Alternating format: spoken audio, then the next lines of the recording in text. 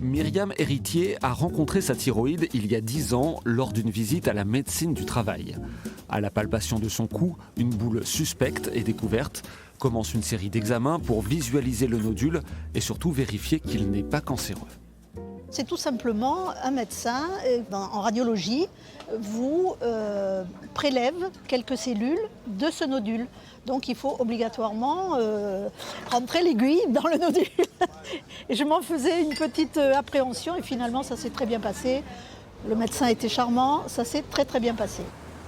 Le risque de cancer est écarté, mais c'est le début d'un long suivi. La thyroïde est une petite glande de 20 grammes qui influe sur tout l'organisme. On peut avoir une anomalie de forme avec l'apparition d'un goitre ou d'un nodule, ou une anomalie de fonction si la thyroïde agit trop ou pas assez.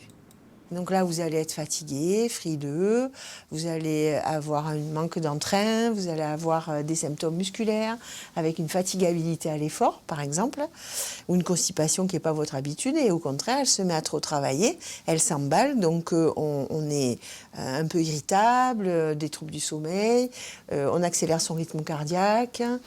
Je descends le long de la trachée. Consultation au CHU pour Myriam. Et il est là. Son nodule grossit et risque de perturber le fonctionnement de sa thyroïde. Une scintigraphie montre clairement le problème. Et votre image, elle est là. Et qu'est-ce qu'on voit ? On voit se dessiner votre thyroïde. Ce petit nodule. Et puis là, on voit qu'il y a une zone qui se renforce, qui veut bien dire que votre nodule qui est bénin fabrique déjà beaucoup d'hormones thyroïdiennes et qu'il risque un jour d'en fabriquer trop et que vous passiez en hyperthyroïdie. 2 options sont proposées, la chirurgie pour retirer partiellement ou totalement la thyroïde, ou bien la prise d'iode radioactif. On utilise cette matière première utilisée par la thyroïde, on la rend toxique avec de la radioactivité qui ne va pas diffuser, qui va aller se localiser exclusivement au niveau du tissu thyroïdien et lentement mais sûrement entraîner une destruction du tissu thyroïdien. Myriam prendra de l'iode radioactif, mais cette ancienne aide-soignante n'a pas vraiment d'appréhension. Ça fait science-fiction. mais bon, elle m'a bien expliqué le processus. La seule petite contrainte, c'est de rester un petit peu à l'isolement pendant 4-5 jours. Et puis voilà, ça va très bien se passer.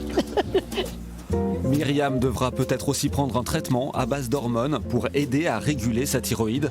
Comme elle, les patients sont de plus en plus nombreux, sans doute en partie à cause de facteurs environnementaux.